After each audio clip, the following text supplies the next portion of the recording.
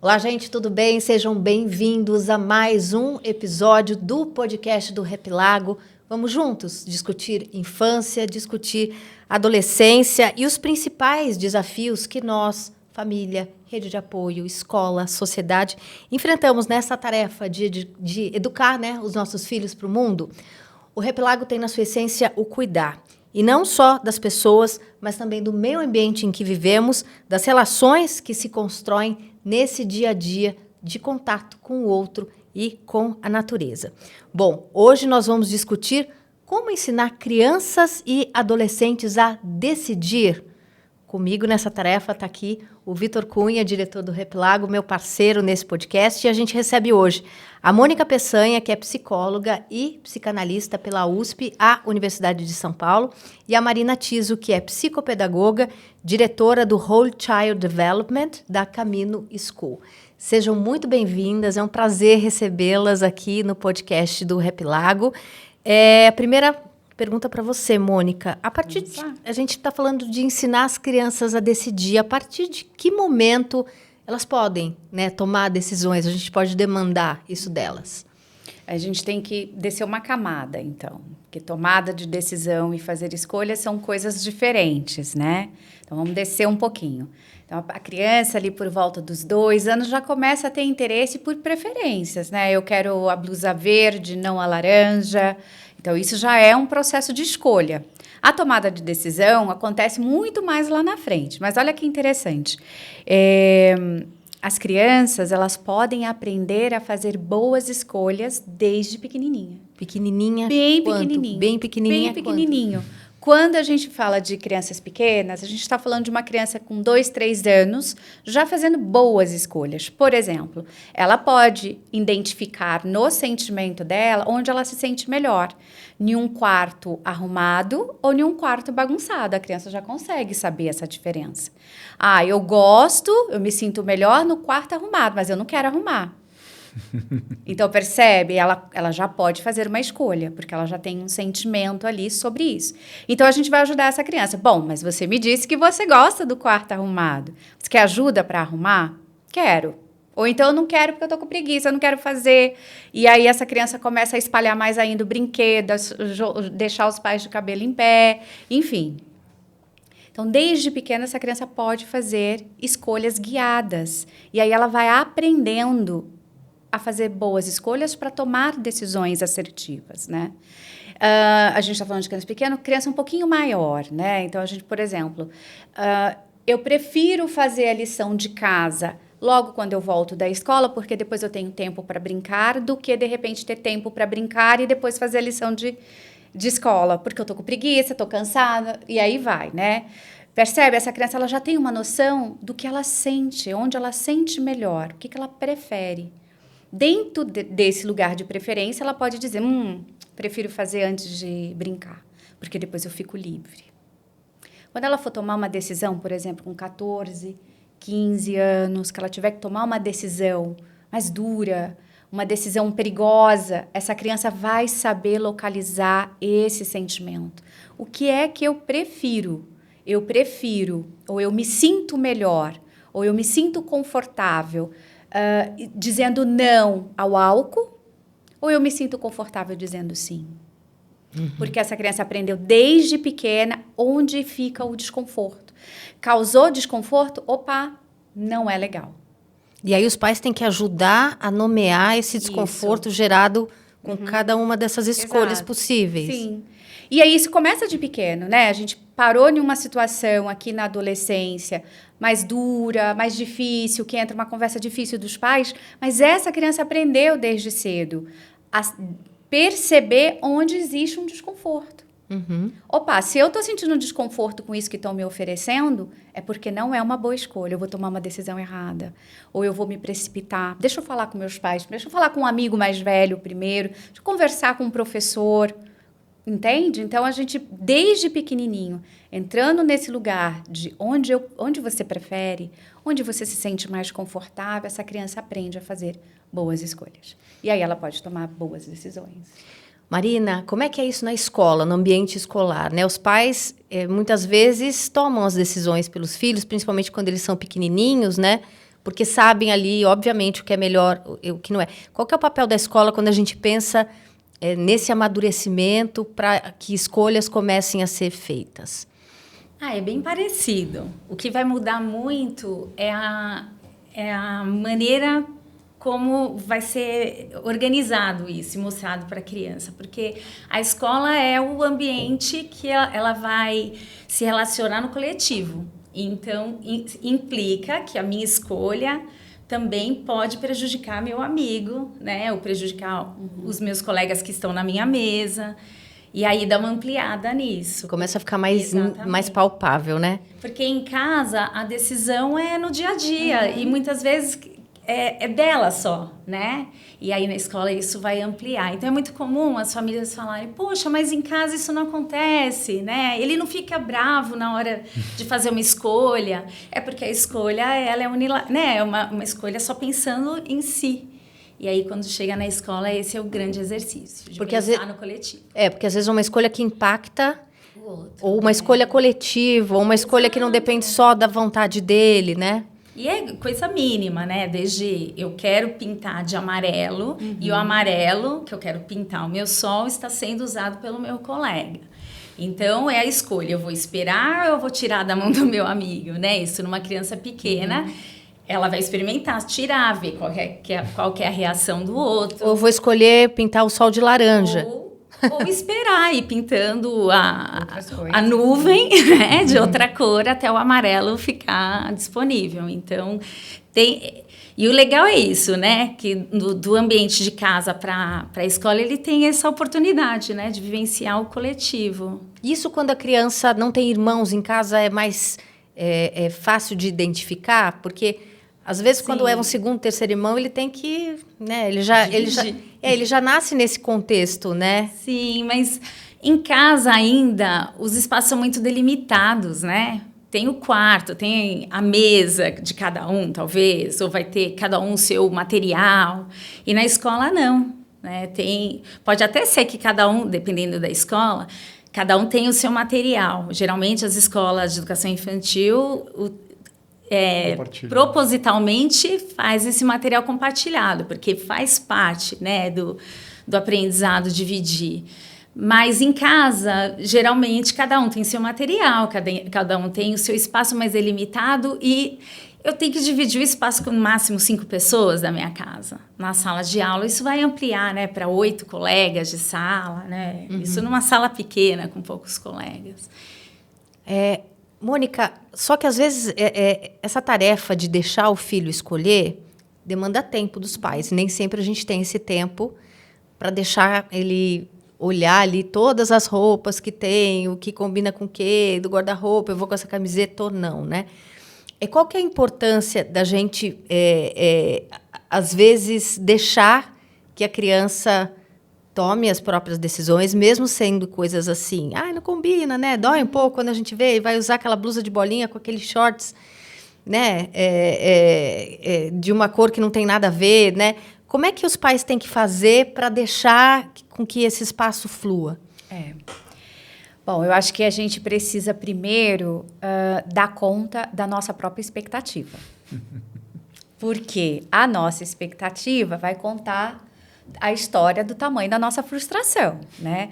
Ontem mesmo eu estava conversando com a minha filha, que hoje tem 19, e eu estava falando para ela que a minha maior frustração foi ela nunca ter gostado de usar casaco no inverno, aqueles casacos fofinhos, acolchoados.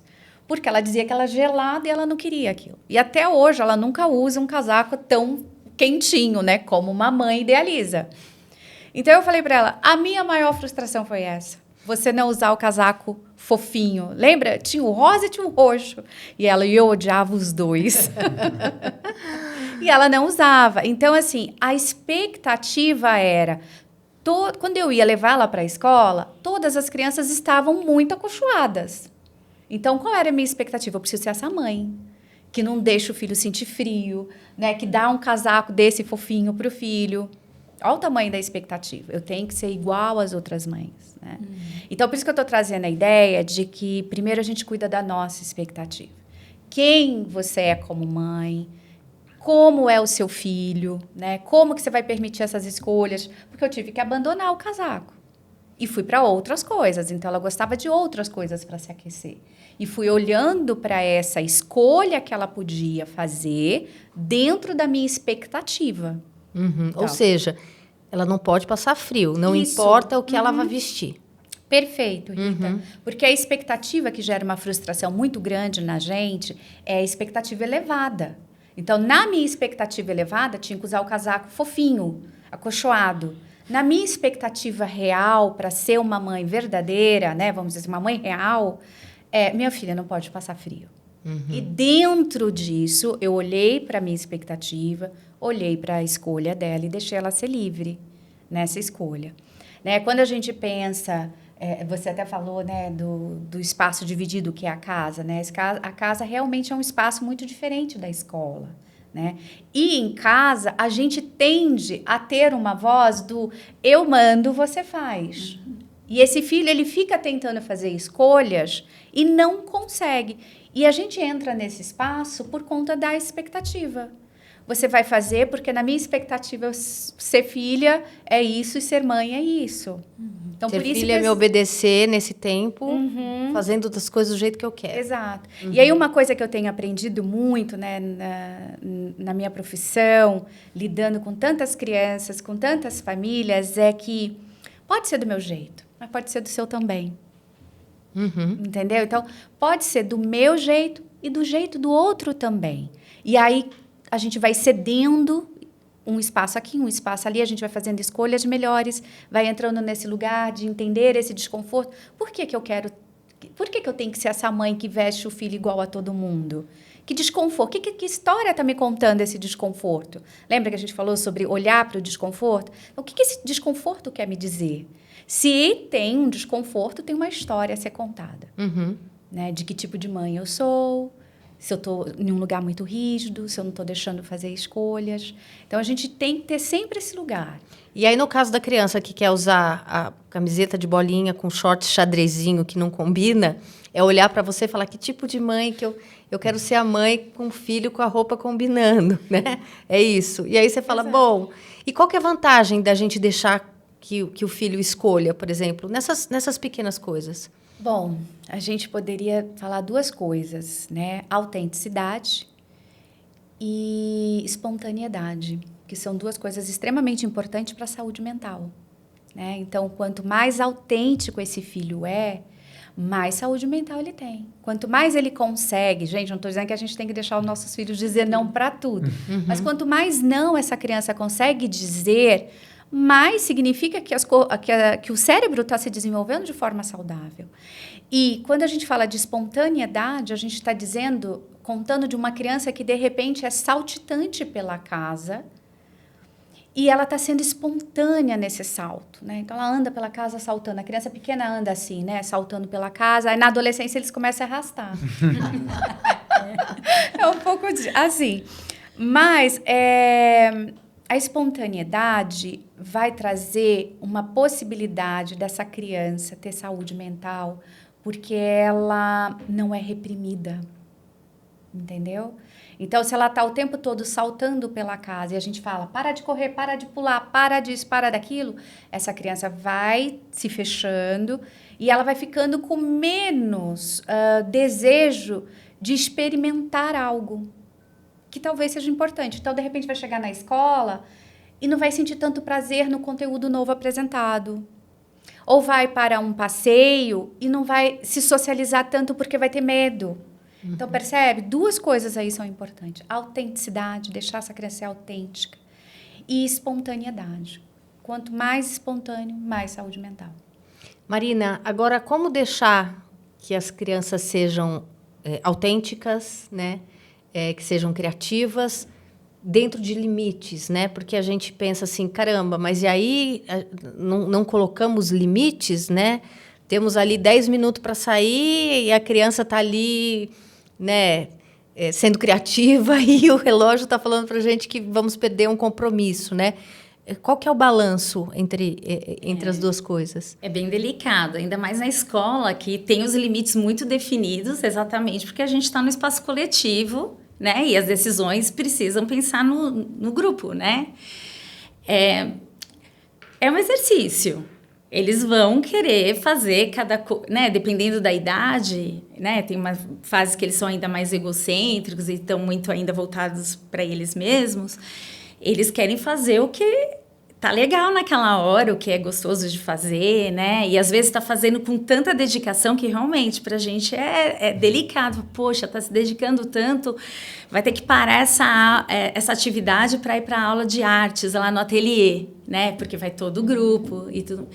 Mas é um exercício, né? Eu acho que assim, tem que ter delicadeza na hora que vai trocar, né? Na hora que vai conversar, sempre explicar o motivo, tem que trazer previsibilidade, né? Quanto mais você explica, né? Deixa claro, olha, vamos fazer isso primeiro, depois aquilo. A gente tem tanto tempo para fazer essa atividade, e aí, e dando sinal, e dando aviso, a criança vai se organizando para a próxima atividade, né? Aí você falou também, né, de não tirar essa criança, né, deixar essa criança saltitante e ao mesmo tempo dar contorno, né? E aí o contorno é nisso, é a criança se percebendo que o contorno também é bom, né? Ele dá uma certa segurança, porque querendo ou não, tem uma hora que a criança quer que o adulto também ajude a escolher. Então, a gente tem que saber qual que é o momento da criança, em que momento ela está, tanto que na educação infantil, na escola, eles têm mais tempo para fazer as coisas, né? Não se troca de aula ou de atividade a cada hora, como a gente vai fazendo com os mais velhos.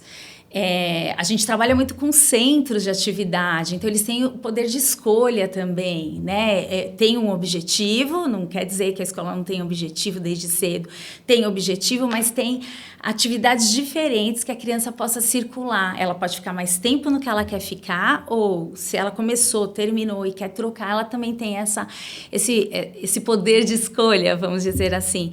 Então, e isso vai mudando conforme ela vai crescendo, né? E ela vai criando mais autonomia e, ao mesmo tempo, ela vai tendo um pouquinho mais de contorno com relação a tempo, a entrega, né?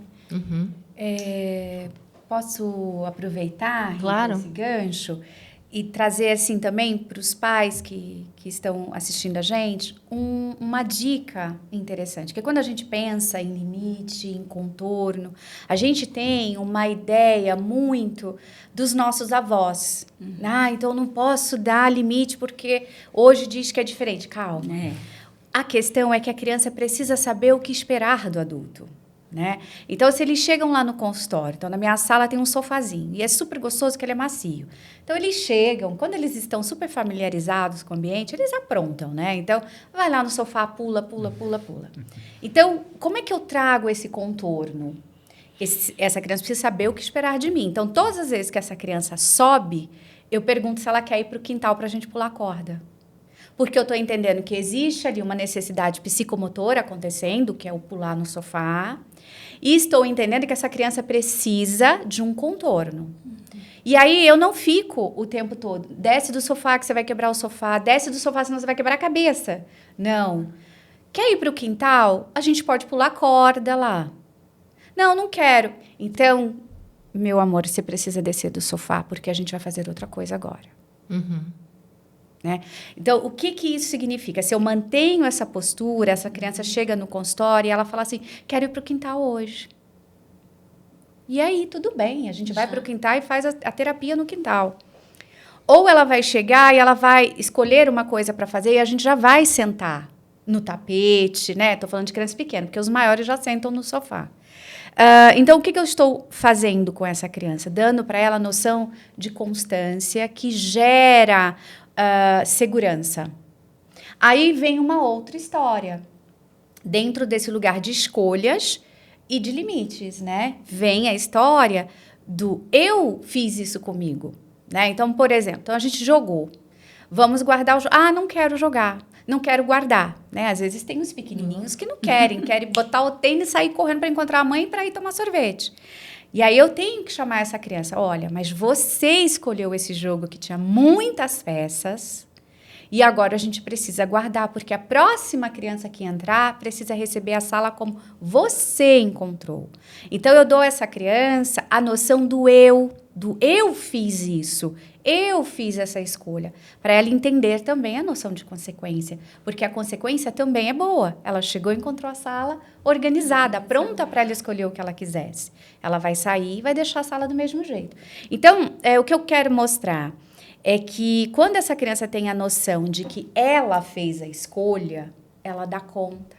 Uhum. O problema é que, às vezes, a gente deixa a criança escolher, depois ela vira para a gente e fala assim, mas foi você que deixou fazer. Ou, mas mãe, foi você que você tá tirando o videogame de mim. Não, você não fez a lição e por você não ter feito a lição, a gente vai usar o tempo do videogame para fazer a lição. Olha a diferença.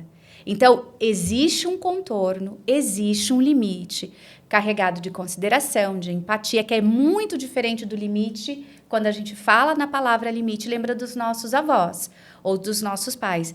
Deu para a gente... Porque era um limite impositivo, Exato. agressivo, muitas vezes violento, inclusive, Exato. né? É um limite que vem através de uma reflexão. Se eu derramei a água, eu posso limpar. Então, da próxima vez, eu seguro esse copo com mais firmeza, porque eu refleti, puxa, eu derramei a água e tive que limpar. Então, eu vou segurar com mais firmeza, porque eu não estou a fim de limpar. Percebe onde eu vou para aquele lugar, onde eu prefiro? Uhum. Então, essa preferência começa a ter um contorno e uma noção de limite. Uhum. Porque é importante, Marina, você colocar as consequências de cada escolha, né? Que é uma coisa que a gente tem que aprender pequeno e que a gente que vai ter reflexo na nossa vida, né? Até o último dia da nossa vida, né? Como fazer isso na escola? A gente vai fazendo diariamente, né? Todo dia tem a escolha, né? E que depois vai ter alguma consequência. Na escola, a gente tem um espaço com regras muito claras, né? Por conta da convivência. Então, acho que dá um contorno mais fácil, vamos dizer assim, né? Não é fácil porque são muitos, né? Não é fácil para os educadores porque são muitos, mas é mais fácil porque um está olhando o outro, seguindo as regras. Por isso que a gente precisa de constância também, né? Porque quando a gente abre precedente para uma criança, o outro já olha que ele pode, eu também posso fazer isso, né? Então, tudo tem que ser muito claro. Então, o que se faz, né, na escola para isso funcionar? A gente sempre tem as regras de sala muito claras. A gente faz as regras conversando com as crianças e as regras estão ali na parede da sala, né? E eles vão olhando, aí toda vez que aquela regra não for bem cumprida, e a gente fala muito que são regras para uma boa convivência. Estamos convivendo em muitos aqui, e o que eu fizer vai atrapalhar o outro, né? E aí é o mesmo... Então, assim, toda vez que acontece, é retomar a regra. Tem que ter uma constância, né? Mostra a regra. Fala, olha, foi isso que a gente combinou. Então, a gente tem que continuar e sempre lembrar o porquê daquela regra. Também porque a regra pela regra, imagina, acho que as gerações passadas até aceitavam. Hoje em dia, as crianças não aceitam mais, né, a regra pela regra. Tem que mostrar muito o motivo, porque aí eles vão cumprir a regra porque estão entendendo o outro, a necessidade daquela regra. E, às vezes, lógico, eles vão descumprir a regra. E aí, a ideia é essa, é mostrar a consequência, né? O que aconteceu quando você escolheu não cumprir a regra. E aí que chega o momento mais educativo, né? Porque se todo mundo sempre seguir a regra, vai dar tudo certo e ninguém vai refletir muito sobre isso. Aí, quando alguém descumpre, é o momento de parar e falar, olha o que aconteceu. Uhum. Você fez uma escolha, a escolha não era nem a combinada, né? Você fez uma escolha fora da regra, você ultrapassou o limite ali dos nossos combinados, das nossas regras coletivas, e isso dá para fazer em casa também, né? Você transgrediu essa regra e aconteceu isso. E agora? Né? Como que a gente vai resolver? E aí é bem interessante que nessa hora eles são super punitivos com eles mesmos. Jura? Me dá então uma advertência. Então já é hora de uma suspensão, né? E eu sempre dou risada nessa hora, assim, por dentro, que eu falo, poxa, a gente nunca dá suspensão, né? De onde vocês tiraram isso? Né? Isso. Mas eles são bem, não, é verdade, foi horrível o que eu fiz. Aí vai, né, para uma... E é interessante, assim, como eles vão, assim, pro extremo. E eu falei, não, vamos pensar de novo, assim, o que dá para consertar? Vamos pensar por aí. E vale muito a pena, porque esse movimento de rever a regra, né, o que fez de errado, né, e rever o que foi feito, essa avaliação, junto com um adulto ou com uma outra pessoa que possa ajudar a organizar o que aconteceu passo a passo, faz com que reflita, repense e no próximo momento vai saber fazer uma boa escolha, né? Vale a pena ou não vale, né? E não é só e aí ele não vai só respeitar a regra porque pode ser punido. É um perigo, aliás, né? A gente educar as crianças de maneira geral, tanto em casa como na escola, com punição, exatamente por isso. Porque a reflexão se perde, né? A reflexão se perde e a chance de repetir o erro é enorme. Porque ele só não faz se não for o visto, ele só faz se souber que não vai ser punido, né? Ele só deixa de fazer com medo da punição. Então, a chance de cometer outros erros até, né? Fazer más escolhas em outros momentos é muito maior, né? A gente está falando de escolhas, né? E tentando transpor um pouco para o que a gente vive lá no Rap Lago. Mas, assim, a gente tem os momentos de escolha, realmente de horário de escolha, principalmente nas férias, né? Onde as crianças podem escolher oficinas ou jogos, né? Uma série de opções para todos os tipos. Só que tem uma coisa que acontece ali dentro, que a gente falou, mas passou por cima, assim, que ela escolhe uma coisa, né? E os amigos escolheram outra. Então, assim, ela está renunciando, né? Estar com amigos e se aventurando em outra coisa. Muitas vezes dá certo e muitas vezes tem uma frustração, né? E a gente provoca isso de propósito, né? Porque a gente entende lá no Rap Lago que a frustração é uma bela de uma oportunidade para a criança se desenvolver, né? O que a gente tem visto frequentemente crianças sendo privadas, né, da frustração e como isso impacta na impaciência, na ansiedade. Não sei, você pode até falar melhor, mas dá muito mais trabalho. Né? E o que a gente vê é que, a partir do momento que ela entende que ela consegue superar essa frustração, construiu ali um novo ser, né? Porque ela se torna mais forte, mais potente, e ela vai ser mais, eu quero isso mesmo que eu, né, me frustre, né, eu vou por ali. Então, eu acho que esse lance da frustração, ele fica nas entrelinhas, só que eu acho que é uma coisa tão potente, né? Porque a gente está acostumado com vitórias, né? Com coisas positivas. E as coisas negativas, que podem ser transformadas em coisas positivas, muitas vezes ficam embaixo do pano. Então, a gente preza muito para que... Não que eles sofram, né? Jamais. Mas que eles passem por esses momentos para que nós possamos cuidar, né? E estimulá-los de uma maneira que eles consigam sobrepor essas situações. Então, achei interessante a colocação, principalmente da Mônica, porque... vai muito de encontro com o que a gente tenta praticar lá, né? E, assim, não é uma coisa usual, né? E é muito bonito, né? Porque a frustração, ela ensina, ela fortalece, ela é viva, né? E isso é muito bonito, porque o que faz a gente ter fé, né? Acreditar, ir além, arriscar, ter vivido a frustração. Então, ela é dura. Ela é muito dura. Ela é difícil até de falar, gente. A palavra frustração já é difícil de falar. Porque ninguém busca a frustração, mas ela simplesmente acontece no momento que você esperava por outra coisa, né? Exato. Então, assim, apesar de dura, ela ensina, ela fortalece. Então, ela é um processo bonito de ver acontecendo. O que não é legal é que, às vezes, a gente, como pai e mãe, eu me coloco nessa situação, a gente quer tirar o filho muito rápido do sofrimento. A gente não quer que o filho sofra. Então, a gente já fica assim, para, não preciso chorar. Não, calma, vou resolver. Vai além. Né? E se a gente for além? E se eu perguntar, me conta por que você está chorando? Né?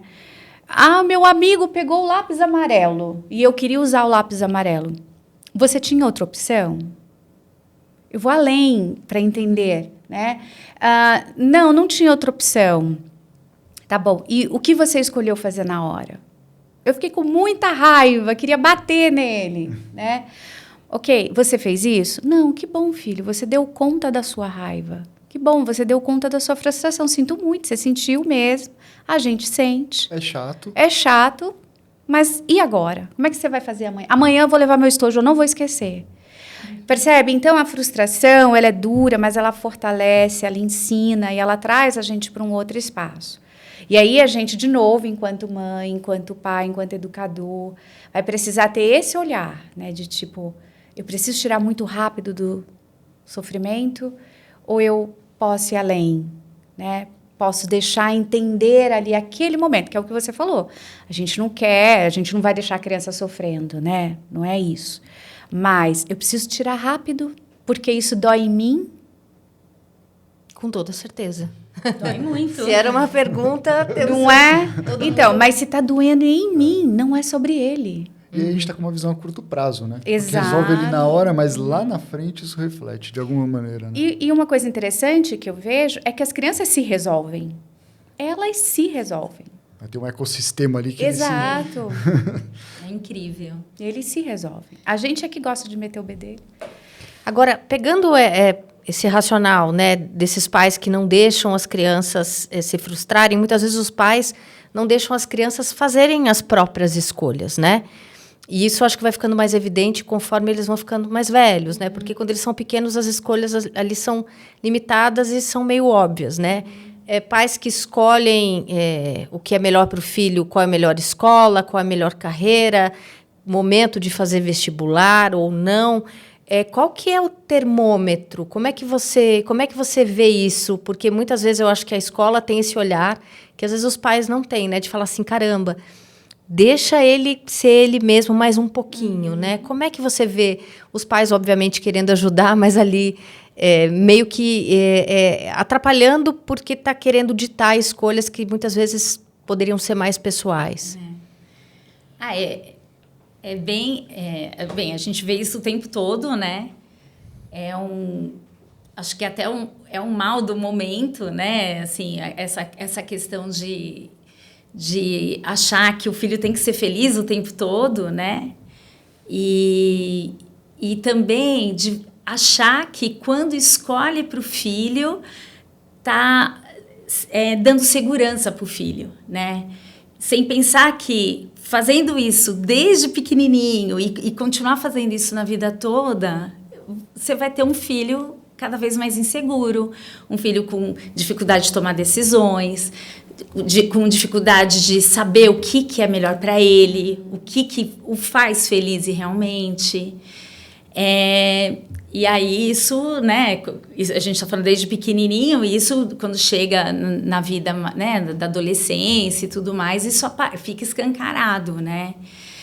É delicado, né, porque tem as grandes escolhas, né, que são, né, é a família que tem que escolher qual que é a melhor escola para o filho. O que ela tem que fazer essa escola está sendo boa para o meu filho, né, observar como que está o cotidiano, né? Se ela está feliz, ouvir o que o filho traz, ali vai ter alguns indícios, né? Uhum. Então, mas a escolha final, uma escolha desse tamanho, tem que ser dos pais, né? Lógico que depois, talvez na adolescência, dê para conversar um pouquinho mais sobre essa escolha. Então, tem muito a ver com a idade, né? Você conhecer o seu filho e aos poucos, né, começar lá desde pequenininho a fazer escolhas, porque lá no futuro vão fazer as decisões. Uhum. O que a gente vê hoje são as crianças... O que acontece, né? A gente vivendo numa cidade grande, tem essa questão também de tirar a autonomia do dia a dia, né? Então, a criança sai de casa, ela vai para dentro do carro ela vai para a escola, da escola ela volta para o carro, do carro ela vai para o clube, uhum, e ela vive só esses lugares, né? Ela não vivencia o transitar, né, pela cidade, ou atravessar a rua, ou ver como que as pessoas convivem, né? Elas não precisam pensar nos cuidados, o cuidado de atravessar a rua, o cuidado de mexer no celular, né? no espaço público. Enfim, tudo isso vai tirando. Você vai tirando a autonomia, vai tirando a escolha e vai tirando também a experiência. Só que chega um dia que essa criança precisa ir para o mundo, né? A gente não vai levar o filho e buscar quando ele já é adulto, né? De uma balada, ele nem vai querer mais, né? Isso. E aí, como que você vai fazer se ele nunca vivenciou isso, nunca experimentou? Não tem repertório, isso, né? E aí, assim, você nunca deu a liberdade, a autonomia, e de repente você dá toda a liberdade. O que a gente repara, né? Chega nos 15, 16 anos, as crianças começam as crianças, né? Os adolescentes vão ser sempre crianças pra gente. Os adolescentes começam a sair mais à noite, a ir para festas, né? Dos amigos. É só não ter mais esse controle que aí eles vão para bebida, né? Eles vão ter contato com droga, eles vão, de repente, ter uma maneira de lidar com o outro, uma outra pessoa, de uma maneira, às vezes, que não seja respeitosa, porque tirou todo o contorno, teve todo o contorno o tempo todo, de repente tirou e ele não sabe direito o que fazer. Como se tirasse a rede de proteção, né? E aí ele nem sabia que exatamente, tinha ali, né? E de repente ele está com toda a liberdade e aí ele faz más escolhas, porque ele não vivenciou as escolhas nesse anteriormente, processo, né? E ele não vai escolher, às vezes, o que é nem bom para ele. Ainda mais na adolescência, que eles escolhem muito o que é bom na visão do meu colega, na visão do meu grupo, né? Então, às vezes, sei lá, dar o primeiro beijo não era o que ele queria, mas era o que o grupo tá falando para fazer, né? E aí ele não teve aquela experiência anterior lá do passado de escolher se quer ou não dividir a água com a amiguinha que senta do lado, né? Então, assim, é muito delicado, é delicado isso, e eu vejo que isso está muito... a gente está perdendo um pouquinho a mão, né, com relação às crianças, exatamente por isso, porque a gente vive numa cidade que não permite as crianças viverem a autonomia, as pequenas autonomias da vida, e de repente, quando elas vão entrando, né, da adolescência para a vida adulta, elas são soltas, né, e precisam ir para a vida realmente, e aí não vivenciaram tudo isso. Mônica, como é que você vê essa questão, né, de muitas vezes famílias que tomam todas as decisões até muito tarde na vida, né? Porque estão movidas ali, eu sei o que é melhor para você, né? Como é que você vê isso?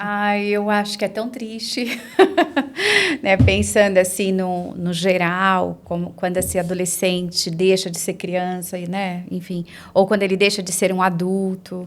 É muito triste, assim. Eu não estou dizendo, né, bem lembrado, né, assim, não são todas as decisões ou as escolhas que vão estar ali na mão das crianças, né?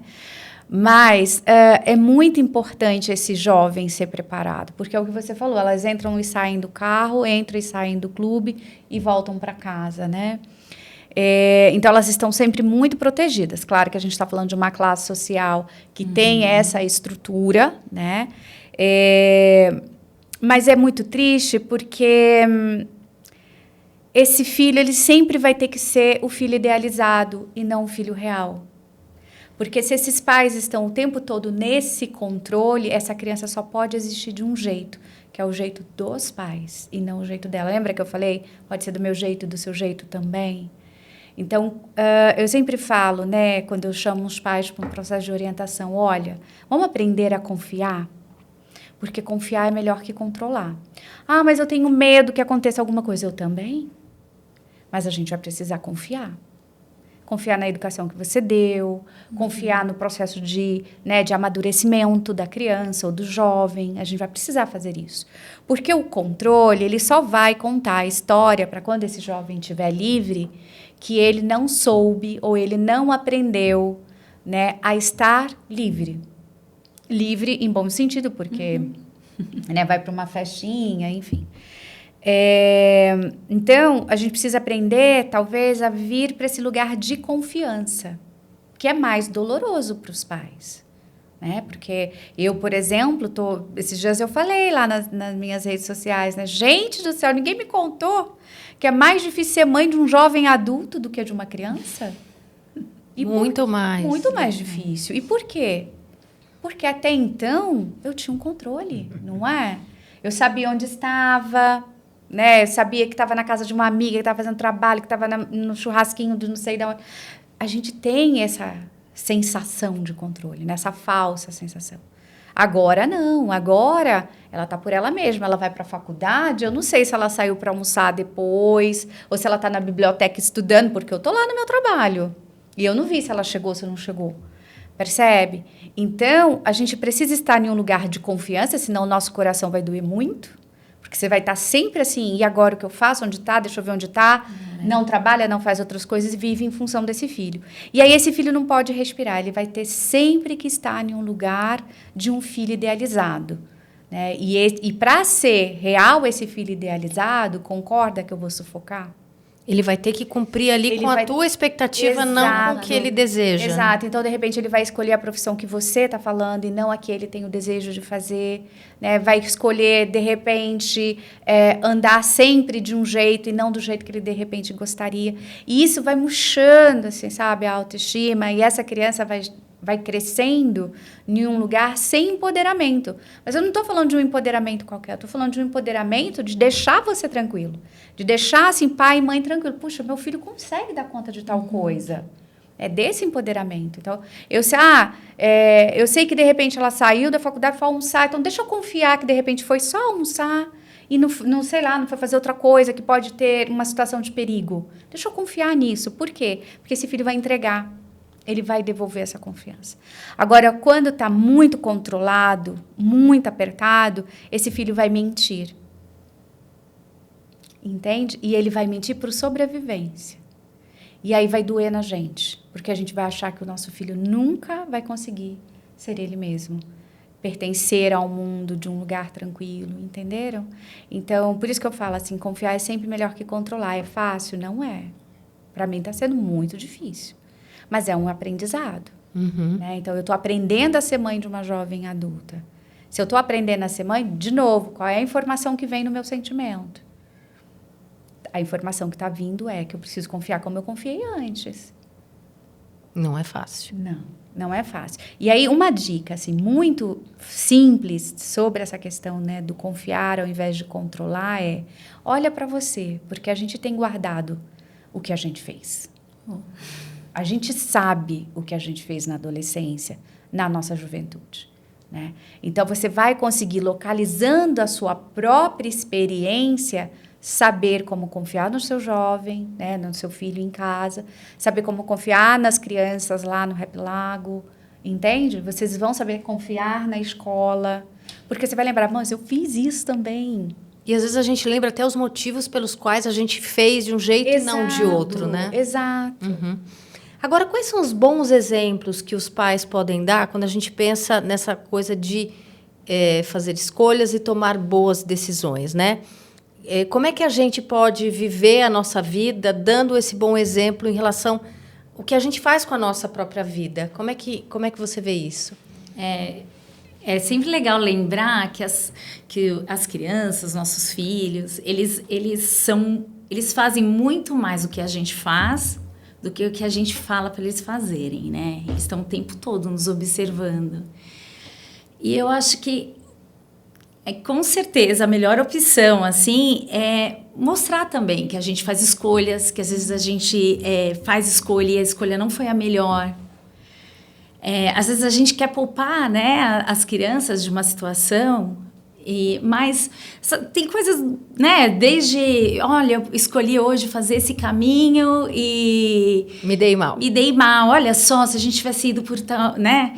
Eu deixei muito em cima da hora pra gente sair. A gente também quer que eles vejam a gente, muitas vezes, de um jeito idealizado. Né? Não humano, né? Não como alguém que comete erro, faz burrada. Só que conforme eles crescem, eles vão percebendo que a gente erra, né? É inevitável, por mais que a gente tente esconder, eles percebem, né? Então, eu acho que esse diálogo, ele é muito importante, né? Abrir, né? Falar, olha, a gente saiu em cima da hora, eu fiquei enrolando, não foi uma boa escolha, né? Porque agora eu tô estressada aqui no trânsito, a gente vai chegar atrasado no compromisso. Acho que o diálogo é sempre a melhor forma, jogar muito limpo, até porque você cria esse lugar de eu também erro e tudo bem quando você errar também, né? Essa confiança, né? Tudo bem um dia você fazer uma escolha, se você fizer uma escolha errada, né? Eu vou estar aqui para te ajudar, né? Né? Assim como você estava aqui quando eu também fiz a minha. Ela que a gente, como adulta, a gente tem que escolher um pouco, né? O que mostra para as crianças e não, ou não, né? Porque tem coisas que são do mundo adulto, né? A gente não tem que ficar dividindo tudo. Mas acho que as pequenas coisas do dia a dia são super importantes. E se a gente ficar mostrando que a gente faz tudo certo e que sempre acertou, né? Eu vejo os jovens, eles adoram ouvir, né, os adolescentes, as histórias que a gente também viveu. Né, o que deu de errado, o que deu de certo, né? Eu vejo a minha sobrinha e o meu filho, quando eles entraram na adolescência, eu lembro, assim, de repente abriu um mundo, meu Deus, né? A minha mãe, a minha tia teve uma vida além de ser mãe e tia, né? Como que foi essa vida? E eu lembro de contar as coisas, nossa, e como que foi essa escolha? Como que foi? Era tão gostoso, assim, abrir um mundo, né, para eles de relembrar, contar um pouco da minha experiência, e isso abriu um caminho, assim, sabe? Eu estou falando agora minha experiência como mãe e tia, né? Mas abre um caminho, né? A mesma coisa eu vejo na escola, assim, os professores que têm esse jogo aberto com os alunos, tá dando atividade lá, pensou, planejou com maior carinho, começa a dar a aula, é uma pesquisa, né, com tantas questões, passou um vídeo, ele começa a rodar pela sala e pelos grupos, viu que não foi a melhor escolha, eles não estão chegando no lugar que ele gostaria. Ele tem duas opções, deixa, né, até o final da aula, ela tem só 1 hora, deixa até o final da aula e depois, no final do dia, ele repensa e finge que deu certo e repensa a próxima aula, né? Ou ele pode falar, pessoal, não quero gastar o tempo de vocês, vamos retomar aqui, vamos sentar aqui e fazer uma roda? O que vocês sentiram, né? E muda o rumo da aula. Fala, eu pensei mesmo de vocês responder essas questões, mas eu estou vendo que preciso dar um passo antes. Nossa, você abre um caminho com os alunos, poxa, olha só, né? Dá para mudar o percurso, dá para abrir o jogo, né? Quando você faz a escolha, né, assim, de ficar firme naquela atividade que não está dando certo, eu falo muito isso para os professores. Eles percebem que não está dando certo e eles vão avaliar mal sua aula. Fala, poxa, essa aula aqui eu não aprendi nada, né? Então não é uma boa escolha para ninguém, né? Mas ainda, né? Isso ainda acontece porque é muito difícil como adulto, como como professor, como pai, como mãe, às vezes mostrar fragilidade, né? Admitir que fez uma má escolha, que errou, né? Eu acho que tem um negócio de humanizar o professor também. Sim. Tem uma história muito boa que eu acho que eu já contei em algum podcast, mas acho que vem muito à tona aqui, que tem uma pedagoga, psicopedagoga que nos auxilia, e há muito tempo atrás ela foi professora, né, e levou a turma para o Rap Lago. E aí o que aconteceu? Teve um momento da náutica, né, que as crianças vão para a Banana Boat. Ela foi lá, colocou um maiô, né, e ficou na fila. As crianças da sala dela olharam para ela e falaram assim, professora, você usa maiô? E é muito louco, porque isso é muito poderoso, né? A construção da imagem do professor versus um ser humano que também usa maiô, né? E como isso refletiu depois, porque ela traz o pós-estada lá, que as crianças, né, se abriram mais com ela, né? Que tudo mudou, assim, tudo. Então, assim, a gente vive numa sociedade que tudo tem que estar perfeito, né? Principalmente das redes sociais, né? Sim. E, às vezes, mostrar a vulnerabilidade, sim, né? Sim. E mostrar a humanização, né? Como todo mundo erra, todo mundo já errou e vai errar ainda mais, né? Nós, como os pais, né? A única certeza que a gente tem é que a gente vai errar. Como isso é poderoso, né? De estreitar esse laço, né, e mostrar para eles também que, putz, também tem um ser humano aqui, né? Às vezes eu estou bem, às vezes não, então, né, vamos construir junto. Como é que você vê isso, Mônica? Mostrar que muitas vezes a gente, né, tomou decisões e fez escolhas ruins, humaniza a nossa maternidade, a nossa paternidade, a nossa relação com esse jovem? Eu concordo plenamente que humaniza, né? Até me lembrei de uma paciente uma vez que chegou no consultório e ela virou para mim e ela falou assim, você não tem problema, né? Era uma piada? Ai, que delícia. E era uma criança de 9 anos, foi muito interessante, porque ela falou isso, e é claro que eu, na condição de quem estava cuidando, né, não podia, na hora, assim, me defender tão rápido, né? E aí eu virei para ela e perguntei, mas o que te faz pensar que eu não tenho problema, né? E ela falou assim, porque você está sempre sorrindo. Eu chego aqui, você está de braços abertos, sorrindo para mim, eu acho que você não tem problemas. Então, a partir daquele momento de eu entender, né, do porquê que ela achava que eu não tinha problema, eu falei para ela, eu tenho sim, eu tenho muitos. E quando eu tinha a sua idade, eu também tinha muitos problemas. E contei para ela uma experiência que eu vivi na escola quando eu tinha a idade dela. Por quê? Porque naquele momento não era a profissional, era a humana. Quer dizer, eu preciso ser humana, eu preciso entender que sim, todos nós temos. Né? Eu estava ali numa condição de cuidá-la, né? Mas era uma oportunidade de se conectar era com uma ela. oportunidade de mostrar para ela que sim, que todo mundo tem problema, né? Que eu também tinha problemas na escola, que de repente tinha problema em casa, que tinha problema em relacionamentos, né? Então, claro, não saí contando a minha vida inteira, mas contei algo específico para ela entender que sim, que a gente também usa maiô, vamos pensar assim. Essa foi ótima. Mas eu acho que quando a gente também erra, a gente tem a tendência de mostrar para os filhos que nós somos muito perfeitos, e isso não precisa acontecer. Né? Eu acho que a gente pode deixar os filhos perceberem que nós somos humanos e, a partir daquilo que acontece como erro ou acerto, a gente vibra ou a gente aprende. Né? Então, por exemplo, está no trânsito, quer lugar melhor para ensinar, né? O seu filho ser um bom cidadão? É o trânsito. Fechou alguém, tá cheio. Então, mas vamos pensar assim, na gente, né? Se eu fecho alguém... Ou eu posso escolher dar uma buzinada e todo mundo buzinar e ser aquele escândalo, ou eu, de repente, pôr a mão para falar, opa, desculpa aí.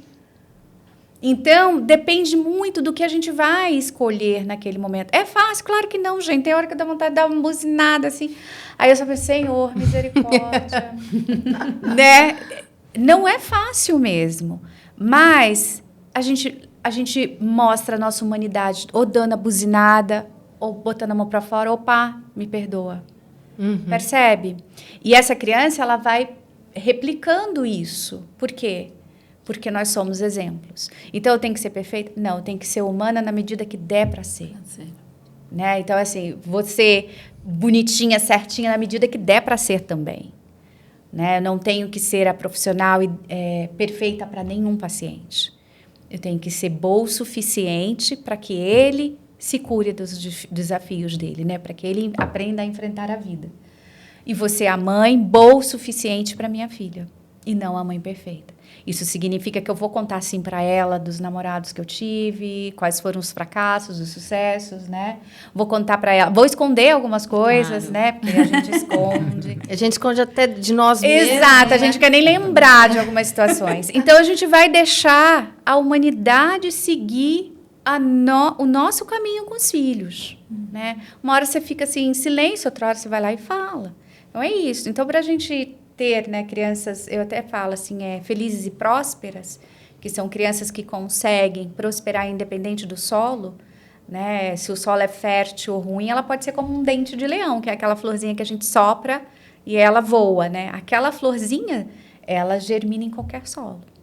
Tanto num solo duro, seco, como num solo cheio de nutrientes. Nossos filhos precisam ser assim. E para eles serem assim, né, prósperos, eles precisam aprender que vai doer, mas a gente levanta e a gente tenta de novo.